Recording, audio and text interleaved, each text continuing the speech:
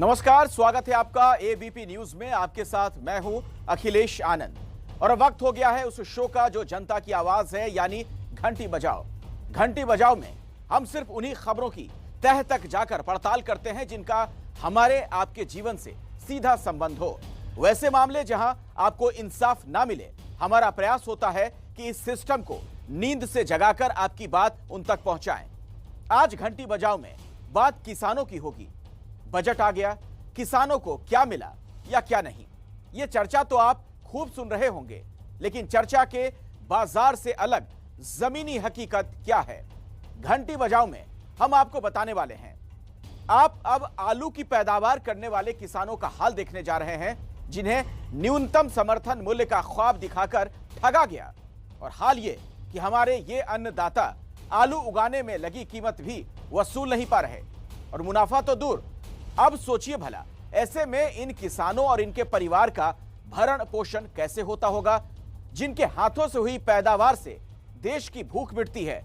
खुद उनका परिवार दाने दाने को मोहताज है और सरकार सिर्फ वादे करती है। इस सिस्टम के लिए कस्में, वादे, सब बातें हैं। बातों का क्या, आज किसानों के साथ छल करने वाले इस सिस्टम के खिलाफ 8422840000 पर जरूर घंटी बजाइए।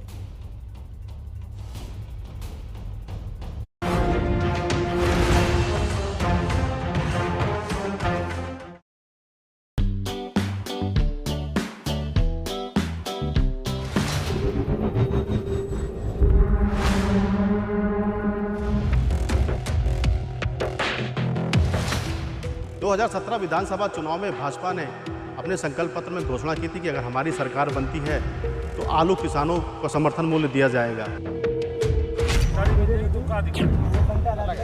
कोई आलू नहीं खरीदा गया, अगर केवल घोषणा हुई। सरकारी खरीद हुई 5 साल में? कोई खरीद नहीं हुई है। बस ये तो कह दिया था कि मैं चुनाव के वजह से मैं खरीद लूंगा। ये चीज़ सरकार को लागू करनी चाहिए था, लेकिन किसानों के साथ सरकार ने पिछले 5 वर्षों में छलवा व्यवहार किया है। आलू का रेट कम से कम 800-900 रुपये कट्टा होना चाहिए, लेकिन वो मतलब फिलहाल मिलता नहीं है कभी। जो भी सरकार बनती वो अपना बनाने का काम करते हैं। कौन किसान मजदूर को देखने वाला है?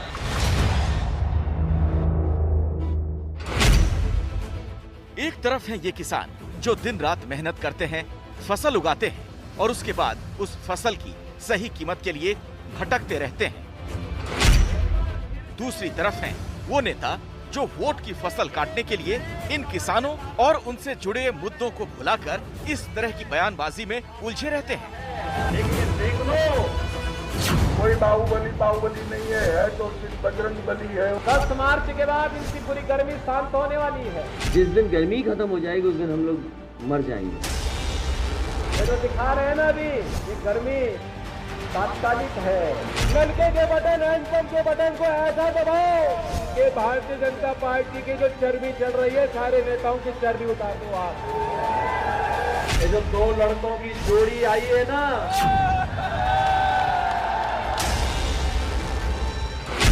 गर्मी। उत्तर प्रदेश में चुनाव की गर्मी इतनी बढ़ गई है कि नेताओं की जुबान बेलगाम हो चुकी है। एक दूसरे पर तीखे हमले करने की होड़ में चुनाव एक बार फिर उसी दिशा में बढ़ चुका है जहां असली मुद्दे गायब हो जाते हैं। भारतीय जनता पार्टी की जो चर्बी चल रही है, सारे नेताओं की चर्बी उतार दो आप। इसीलिए जरूरी है कि नेताओं को याद दिलाया जाए कि जनता को जुबानी जुगलबंदी नहीं, बल्कि उन वादों का हिसाब चाहिए जो घोषणा पत्र में किए जाते हैं। उत्तर प्रदेश में 5 साल पहले ऐसा ही एक वादा हुआ था किसानों से। जनवरी 2017 में जारी बीजेपी के घोषणा पत्र में देखिए, इसके दूसरे ही पेज में समर्थन मूल्य का जिक्र करते हुए लिखा है, आलू, प्याज और लहसुन को न्यूनतम समर्थन मूल्य के दायरे में लाया जाएगा। यानी ये बीजेपी का संकल्प था। इस संकल्प को पूरा करने का ऐलान मुख्यमंत्री योगी आदित्यनाथ ने खुद भी किया था।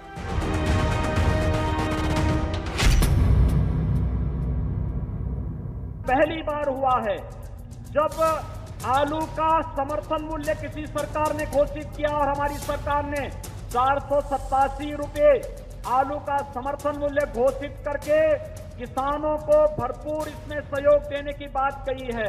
आवश्यकता पड़ेगी इस समर्थन मूल्य को और आगे बढ़ाने के लिए भी हम लोग एक मंत्री समूह को इसमें गठन करके हुए आलू किसानों को मैं इस बात के लिए आश्वस्त करता हूं, वे अनावश्यक रूप में किसी बहकावे में न आए। उत्तर प्रदेश में आलू की खेती करने वाले किसानों के लिए बीजेपी का ये वायदा एक बड़ी उम्मीद की तरह था, क्योंकि देश में सबसे ज्यादा आलू का उत्पादन उत्तर प्रदेश में ही होता है। मथुरा, आगरा, फर्रुखाबाद, मैनपुरी, इटावा, कन्नौज, अलीगढ़ और कानपुर यूपी के वो जिले हैं जहां आलू की बम्पर पैदावार होती है। कई बार तो आलू का उत्पादन इतना ज्यादा हो जाता है कि किसानों को उसकी कीमत मिल नहीं पाती और उसे मजबूरी में आलू को सड़कों पर फेंकना पड़ता है। योगी सरकार के सत्ता में आने के बाद यूपी के कई शहरों से ऐसी तस्वीरें सामने आईं, जहां किसानों ने फेंक दिया। 2018 में अपना गुस्सा दिखाने के लिए आलू के किसानों ने लखनऊ में विधानसभा के बाहर आलूओं का ढेर लगा दिया था। तब इसे विरोधियों की साजिश भी बताया गया, लेकिन सवाल है कि आलू के किसानों का अब क्या हाल है? क्या यूपी में आलू के किसान को न्यूनतम समर्थन मूल्य मिल रहा है? इसी सवाल की पड़ताल के लिए एबीपी न्यूज की टीम यूपी के उन शहरों में पहुंची जहां के ज्यादातर किसान आलू की खेती से जुड़े हैं। तो आलू ही आलू यहाँ पर देख रहे हैं आप। ये तस्वीरें कन्नौज की हैं। करीब 2 हफ्ते पहले इसी कन्नौज में आलू की खेती करने वाले एक किसान की दिल का दौरा पड़ने से मौत हो गई। उन्हें ये सदमा इसलिए लगा क्योंकि बारिश के कारण उनकी पूरी फसल खराब हो गई थी। यहाँ मौजूदा किसानों का कहना है कि पिछले कुछ समय से खराब मौसम के कारण उन्हें काफी नुकसान उठाना पड़ा, लेकिन सरकार की तरफ से उस नुकसान की भरपाई की कोई कोशिश नहीं की गई।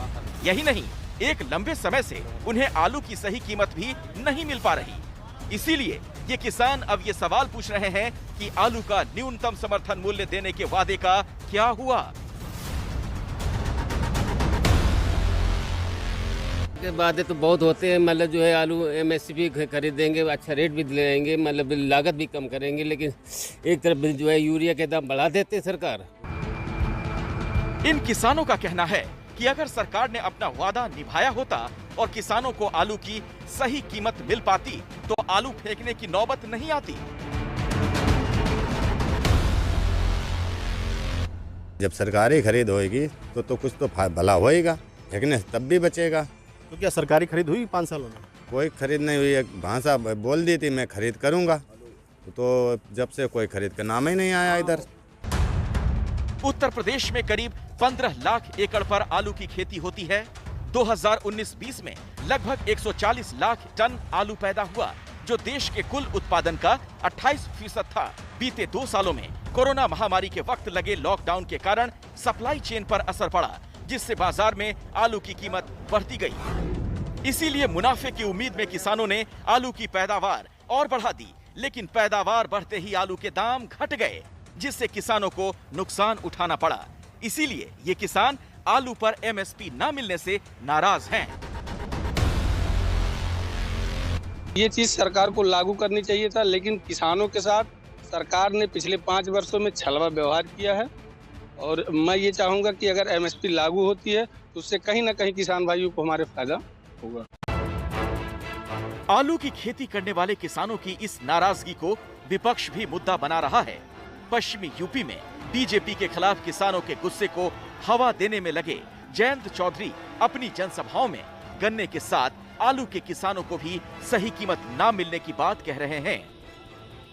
आलू की पैदावार बढ़िया है, लेकिन भाव नहीं मिलता, किसानों को भाव नहीं मिलता। 1 क्विंटल यानी 100 किलो आलू के उत्पादन के लिए किसान को औसतन 1000 रुपए खर्च करने पड़ते हैं। इस हिसाब से उत्पादन की लागत कम से कम 10 रुपए प्रति किलो होती है, लेकिन किसानों को 1 क्विंटल आलू के औसतन 500 से 600 रुपए ही मिलते हैं, यानी 5 से 6 रुपए प्रति किलो। यानी प्रति क्विंटल आलू पर किसानों को 400 से 500 रुपए का नुकसान उठाना पड़ता है। यही नहीं, आलू को कोल्ड स्टोरेज में रखने के लिए भी किसानों को करीब 400 रुपए प्रति क्विंटल खर्च करने पड़ते हैं, लेकिन पर्याप्त कोल्ड स्टोरेज न होने के कारण अक्सर ज्यादातर उत्पादन होने पर आलू खराब हो जाता है और किसान का पूरा पैसा डूब जाता है। आलू की एमएसपी फिक्स की जाए जिससे किसानों को कुछ लाभ मिले। आलू के किसानों की इस मांग को लेकर हमने प्रदेश के कृषि मंत्री से सवाल किया, लेकिन उन्होंने कुछ भी कहने से इनकार कर दिया। फिर हमने वही सवाल राज्य के उप मुख्यमंत्री दिनेश शर्मा से किया। आलू, प्याज, लहसुन इन तीनों पे एमएसपी देने की बात कही गई थी, लेकिन 5 साल तक ये सारी चीज़ें नहीं हो पाई, तो फिर किसानों को आखिर एमएसपी का लाभ कैसे दे पाएंगे? देखिए, बहुत बड़ी राशि, मैं एग्जैक्ट फिगर तो अभी देख के बता पाऊंगा, कई लाख करोड़ रुपए एमएसपी पे वस्तु को खरीदने का प्रयोजन।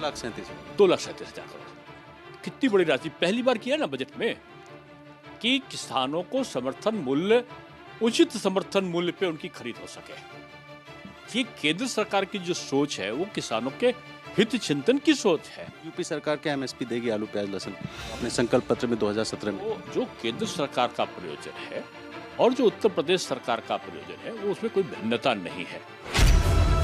साफ है कि सरकार के पास कोई सीधा जवाब नहीं और इसका मतलब ये कि घोषणा पत्र में किया गया वादा सिर्फ हवा हवाई था। प्रधानमंत्री मोदी ने अल्पसंख्यक मामलों के मंत्री मुख्तार अब्बास नकवी को चादर सौंपी। इसे अजमेर शरीफ में चढ़ाया जाएगा। प्रधानमंत्री ने खुद ट्वीट करके इसकी जानकारी दी है। घंटी बजाओ के इस खास हिस्से में हम आपके सामने आज लेकर आए हैं बजट के उस असर की बात जो महंगाई को थाम सकती है और लगातार बढ़ती महंगाई से राहत दिलाने का यह काम सरकार या कंपनियां नहीं बल्कि शेयर बाजार करने जा रही हैं। बजट को लेकर शेयर बाजार ने जिस तरह का पॉजिटिव रुख दिखाया उससे महंगाई के घटने की ना सही लेकिन ठहरने की उम्मीद तो जरूर बढ़ गई। अक्सर महंगाई के साथ खुद ऊपर नीचे होने वाला बाजार किस तरह इस बार महंगाई को कंट्रोल कर सकता है, आपको अर्थशास्त्रियों और निवेशकों से मिले इनपुट के आधार पर तैयार ये रिपोर्ट दिखाते हैं।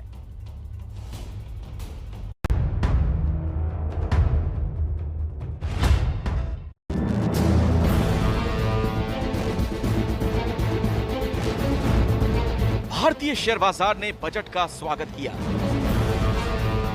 मंगलवार सुबह सेंसेक्स 583 अंक बढ़कर 58,597 अंक पर खुला।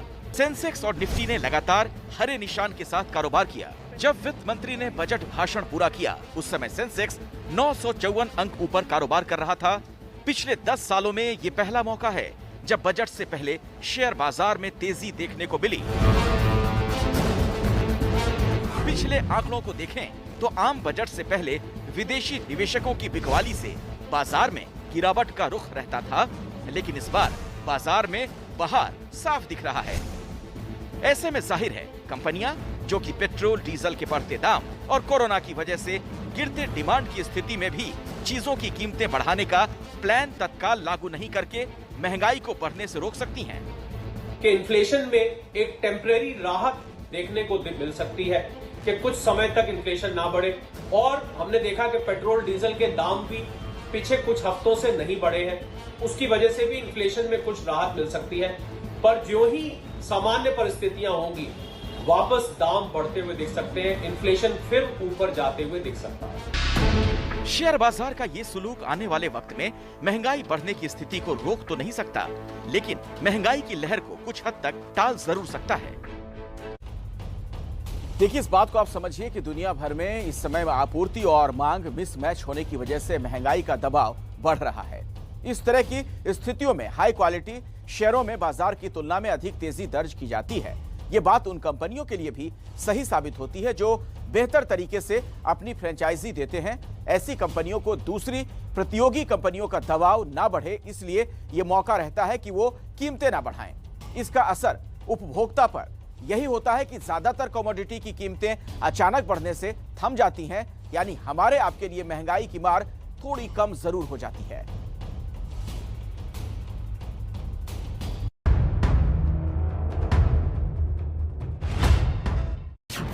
बजट के बाद बाजार ने जिस तरह का पॉजिटिव रुख दिखलाया है उससे व्यापार जगत उत्साहित क्यों है? बाजार ने बजट को बहुत वेलकम किया है, इसलिए कि बजट इकोनॉमी के लिए बहुत अच्छा है, क्योंकि जो फॉरेन इन्वेस्टर और HNI इन्वेस्टर्स है वो हमेशा डेफिसिट फाइनेंसिंग का जो फिगर देखते हैं 6.4% है, तो वो कंट्रोल में है, डेफिसिट कंट्रोल में है। इनकम एक्सपेंडिचर का जो डिफरेंस है वो कंट्रोल में, तो इसलिए बाजार ने वेलकम किया। और कैपेक्स जो है बहुत जरूरत है इकोनॉमी को, इतना 37% बढ़ा के 7.5 लाख करोड़ आया, तो वो इंफ्रास्ट्रक्चर वो सब देख के इकोनॉमी के लिए अच्छा है, इकोनॉमी को बूस्ट मिलेगा। कोई नेगेटिव मेजर नहीं था और जो उम्मीद रखता था उस हिसाब से बाजार आया है, तो बाजार ने इस बजट को थम्स अप दिया। ऑल्सो आप देखोगे कि बजट से पहले run up to the budget हमने काफी गिरावट भी देखी थी मार्केट में। एक चिंता थी कि कुछ नया आ जाएगा, कुछ नेगेटिव सरप्राइज आएगी, तो क्या उस वजह से क्या बाजार की अच्छी स्थिति महंगाई रोकने में कामयाब होगी, भले ही कुछ महीनों के लिए ही सही? मुझे नहीं लगता कि बाजार किसी भी हालत में महंगाई या इन्फ्लेशन को कंट्रोल कर सकती है, क्योंकि इन्फ्लेशन और महंगाई का जो कारण अलग है, उसका मुख्य कारण कमोडिटीज और मुख्य करके ऑयल की प्राइस जो बढ़ गई है जो अंतर्राष्ट्रीय मार्केट में, और खास करके क्यों बढ़ गई है कि रशिया और यूक्रेन के बीच में अनबन बढ़ गई है, उसके हिसाब से ऑयल की प्राइस बढ़ गई है, तो वो हिसाब से इन्फ्लेशन बढ़ गया है। तो अभी तीसरी उम्मीद है 9 फरवरी को आरबीआई की पॉलिसी है, 9 फरवरी को, जो आरबीआई के हाथ में है, और आरबीआई का कर्तव्य है इन्फ्लेशन कंट्रोल, जो कर्तव्य आरबीआई का है। महंगाई का बाजार से कैसे रिश्ते की उम्मीद करते हैं जानकार? कि देखिए, अगर कंपनियों को इन्फ्लेशन मैनेज करना है, आगे जाके उनका ठीक रहना है, और अगर आप शेयर होल्डर्स को बता दें कि भाई साहब मैं थोड़ा कम बनाऊंगा इस साल क्योंकि मैं दाम नहीं बढ़ाना चाहता, अगर प्रेशर है कि आप प्रॉफिट दीजिए सब शेयर होल्डर्स को, तब तो मुश्किल होगा इन्फ्लेशन के लिए। नहीं तो पैक वेट सारे एफएमसीजी कंपनीज में पैक वेट कम करेंगे, चाहे साबुन हो, चाहे बिस्किट हो, चाहे जो भी हो। अगर आपको मिल रहा था तो थोड़ा बहुत आप कंज्यूमर भी बेयर करेगी और कस्टमर भी और कंपनी भी बेयर करेगी। मेरे ख्याल दोनों मिल के शायद ये इन्फ्लेशन को कंट्रोल कर सके। दुनिया भर की इकोनॉमी में आपूर्ति की तुलना में मांग ज्यादा बढ़ रही है। इस वजह से बड़ी अर्थव्यवस्था में इस समय महंगाई में तेजी देखी जा रही है। भारत समेत कई देशों में महंगाई की दर पिछले 20 सालों के उच्च स्तर पर पहुंच गई। भारत में महंगाई की दर पिछले 2 महीने से 6% से ऊपर बनी हुई है और ऐसा लग रहा है कि महंगाई की दर 6% से नीचे जल्द आने के आसार भी नहीं। और अब अगली खबर, आईएएस अधिकारी समीर वानखेड़े और कैबिनेट मंत्री नवाब मलिक के बीच विवाद खत्म होने का नाम नहीं ले रहा। अब मामला वानखेड़े परिवार के व्यवसाय पर आ गया। नवाब मलिक ने आरोप लगाया कि नवी मुंबई के पॉश इलाके में बार और रेस्टोरेंट है जिसके मालिक समीर वानखेड़े हैं, जिन्होंने अपने उम्र की गलत जानकारी देते हुए लिकर लाइसेंस हासिल किया था। समीर वानखेड़े ने 29 अक्टूबर 1997 के दिन लाइसेंस हासिल किया था, लेकिन उस वक्त समीर की उम्र 17 साल 11 महीने थी। समीर का जन्मदिन 14 दिसंबर 1979 है। नवाब मलिक की शिकायत के बाद ठाणे के कलेक्टर ने इस लिकर लाइसेंस को रद्द करने का फैसला लिया है। मैं इस वक्त मुंबई के नजदीक नवी मुंबई के वाशी इलाके में हूं और वाशी इलाके में यह है सदगुरु फैमिली रेस्टोरेंट एंड बार। दरअसल आरोप यह लगाया है नवाब मलिक ने कि 29 अक्टूबर 1997 को इस सदगुरु फैमिली रेस्टोरेंट एंड बार का लिकर लाइसेंस हासिल किया गया।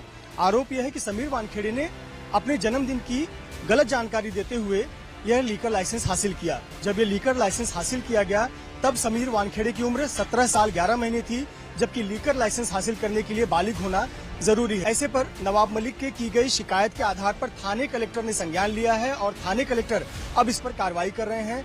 थाने कलेक्टर इस बार और रेस्टोरेंट का जो लीकर लाइसेंस है उसको रिवोक कर रहे हैं, उसको रद्द कर रहे हैं।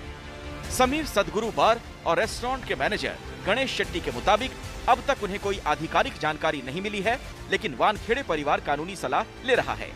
गणेश शेट्टी का कहना है इस बार और रेस्टोरेंट से दर्जनों लोगों का घर चलता है, लेकिन 24 सालों से चल रहे इस व्यवसाय पर कार्रवाई करने से रोजगार प्रभावित होगा। बदले की भावना से कार्रवाई की गई है।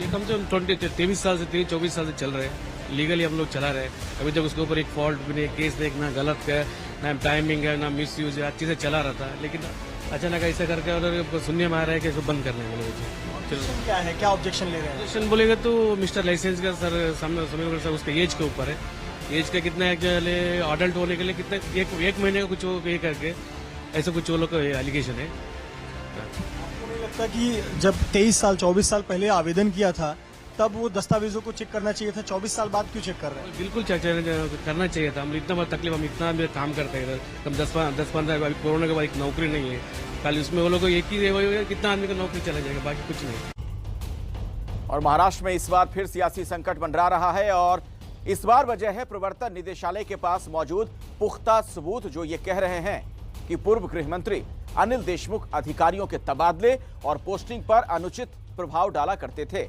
गृह मंत्री के तौर पर उन्होंने अपने कार्यकाल के दौरान महाराष्ट्र पुलिस अधिकारियों को कहां ट्रांसफर होना है इसके नाम वाली लिस्ट खुद भेजा करते थे। क्या महाराष्ट्र में पुलिस अधिकारियों का तबादला पैसे लेकर किया जाता था? क्या करोड़ों की इस बंदरबाट का हिस्सा खुद गृह मंत्री लिया करते थे? आखिर क्या है उस अनऑफिशियल लिस्ट का राज?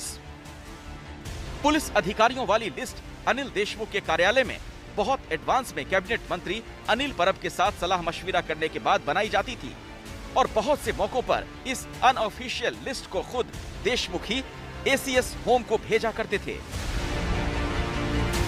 महाराष्ट्र के पूर्व गृह मंत्री अनिल देशमुख के खिलाफ मनी लॉन्ड्रिंग की जांच कर रही ईडी ने कई लोगों के बयान दर्ज किए। इसी में से एक नाम परमबीर सिंह का भी था। सिंह ने अपने बयान में कई सारे खुलासे किए। सिंह ने कहा कि जिस एपीआई सचिन वजे की नियुक्ति को लेकर इतने सवाल खड़े हो रहे हैं, जब कई सारे निलंबित अधिकारियों की रिव्यू की एक मीटिंग थी जिसमें सचिन वजे का नाम भी था, उसमें सचिन वजे को दोबारा से सेवा में लेने के लिए उस वक्त के गृह मंत्री अनिल देशमुख ने उन्हें इंस्ट्रक्शन दिए थे। उनके अलावा महाराष्ट्र के मुख्यमंत्री उद्धव ठाकरे, महाराष्ट्र सरकार में मंत्री आदित्य ठाकरे ने भी सीधे इंस्ट्रक्शन दिए थे। साथ ही ये भी आरोप लगाया कि सचिन वजे को क्राइम ब्रांच में नियुक्त किया जाए और क्राइम ब्रांच में अच्छी यूनिट दी जाए, जिसके लिए उन्हें दबाव डाले जा रहे थे और ये दबाव उन पर अनिल देशमुख और उद्धव ठाकरे की तरफ से दिए गए थे। हालांकि अनिल देशमुख अपने बयानों में अक्सर कहते हैं कि वो सचिन वजे को नहीं जानते थे, सचिन वजे से वो कभी नहीं मिले थे। कैमरामैन अनूप रस्तोगी के साथ सूरज ओझा, एबीपी न्यूज, मुंबई। और अब खबर कोरोना से जुड़ी हुई। मुंबई की बात की जाए तो यहां भी अब कोरोना के मामले कम हो रहे हैं और आज की तारीख में यहां एक भी कंटेनमेंट जोन नहीं है। तो आइए देख लेते हैं आज मुंबई का कोरोना अपडेट। मुंबई में बीएमसी ने आज कुल 46,073 लोगों की कोरोना जांच की है। संक्रमित मरीज उनमें से 1,128 पाए गए हैं। वहीं 1,838 मरीज आज पूरी तरीके से ठीक होकर अपने घर को लौटे हैं। मृत व्यक्ति की संख्या कोरोना से जो आज हुई है वो 10 है। साथ ही साथ जो टोटल एक्टिव मरीज हैं इस वक्त मुंबई शहर में वो 8,158 है। वहीं सील बिल्डिंगों की बात करें तो 4 सील बिल्डिंगें हैं और कंटेनमेंट जोन की संख्या 0 है।